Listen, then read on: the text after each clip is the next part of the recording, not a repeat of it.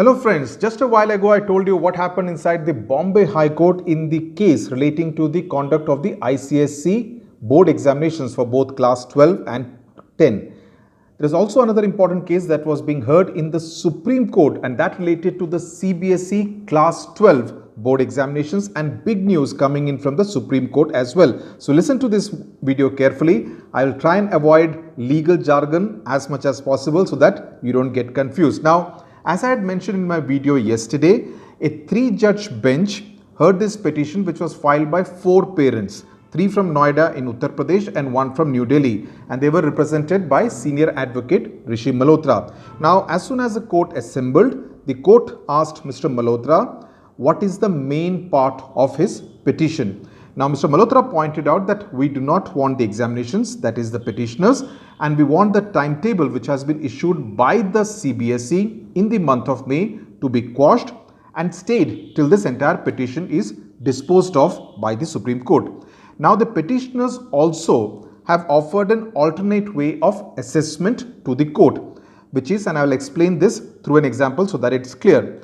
Now, whichever papers have been conducted in the month of February and March 2020 is all fine. They will be examined according to how the different students have performed. That's fine. Some of the papers which are going to be now held in the month of July 2020 in the first 2 weeks, how do those papers get assessed if the examinations are cancelled as the petitioners have asked for? Now, let's assume a particular subject which is going to be held in the month of July 2020. 70 marks is the theory part which the student would have ideally written in the month of July. But the 30 marks which is of the practicals, that practical would have already been conducted anytime in January, February, and those marks would already be available with the CBSE. Now, what the petitioners are saying, listen to this carefully. What the petitioners are saying is that since CBSE authorized external evaluators come and assess the students in the practicals, take the marks which the students have got in the practicals into consideration and accordingly extrapolate it to make it out of 100. Let me explain it further. For example, if a student has scored, let's say, 25 out of 30 marks in the practicals, what the petitioners are saying is that extrapolate the 25 out of 30 into out of 100, which would approximately be around 83 out of 100, and award the marks for that particular subject without making the student appear for the written examination in July 2020. Now, listening to these arguments, the court asked the CBSE if, like the ICSE Council, it would like to offer some options to the students. That is, like what the ICSE has done. Option number 1, whichever student wants to appear for the board examinations, he or she can do. Option number 2, get marks awarded on the basis of some kind of a methodology which will be worked out by the CBSE. Now, the CBSE was not in a position to state its position immediately in court. Obviously, it will have to discuss it internally, and therefore, the Supreme Court has asked the CBSE to come back to the court on Tuesday, the 23rd of June with clear modalities worked out. I repeat, the CBSE has been asked to come back to the Supreme Court on Tuesday, the 23rd of June with clear modalities on what it would like the students to do. Hold the examination, cancel the examinations, offer options, or any other option, right? So, those are some of the choices which the CBSE will now have to take internally in discussion, in consultation with the Union HRD Ministry.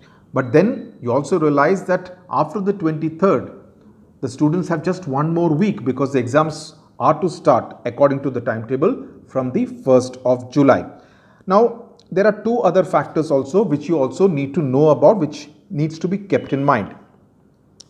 There is also the concern about how the states would react. Would they actually be okay with the idea to conduct the examinations in different states? Delhi is not okay with the idea, at least not very comfortable with the idea. And in any case, even earlier at a meeting, Delhi Education Minister and Deputy Chief Minister Manish Sisodia had argued in favor of cancellation of the examinations. Maharashtra has already written to CBSE, just like it has written to the ICSE, that it cannot give permission to conduct examinations in Maharashtra, given the fact that the state and many cities in Maharashtra like Mumbai and Pune are major COVID-19 hotspots, right?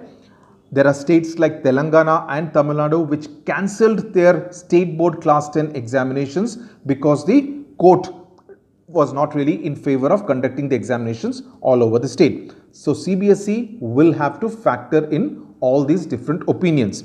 Now, yesterday the HRD ministry, there was also a meeting there. Though officially it was said that they were discussing about how the online classes system will have to be structured all over the country. One presumes that given the Supreme Court hearing today, modalities of conducting examinations too would have come up at least for a brief discussion. There is another issue also here, the logistics part. Who takes the responsibility? Now, when it comes to a private CBSE affiliated school, of course, you can straight away say that the principal, the school management is responsible for the safety, the health safety of all the students who appear for the examination at that particular school.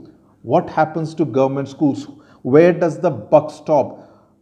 Who will take the final responsibility about the safety of all those students who appear at a government school as an examination center? Also, finally, the cost factor. And this is also important, especially given the kind of turmoil the economy all over the world, including India, is going through.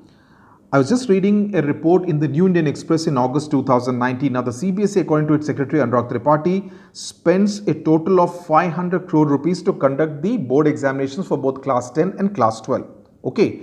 And this is across 3,000 examination centers every year. Now, the examination centers have been increased to 15,000. So, you can well put a figure to how much would that 500 crore rupees figure increase to, right? Okay, class 10 examinations are over, but at least class 12 examinations have to be conducted. So, it may not be 500 into 5, but nevertheless, it will be significantly more than the amount that it spends every year.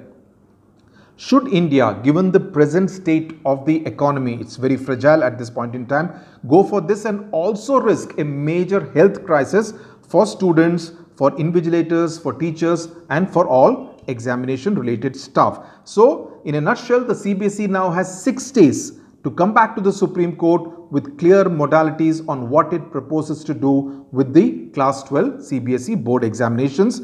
But like ICSE, which has to get back to the Bombay High Court on the 22nd of June, it looks like the CBSE exams also will, to quote Ravi Shastri, really go down to the wire, right? So watch this space for all the details on what happens in this particular case, especially in the Supreme Court and beyond.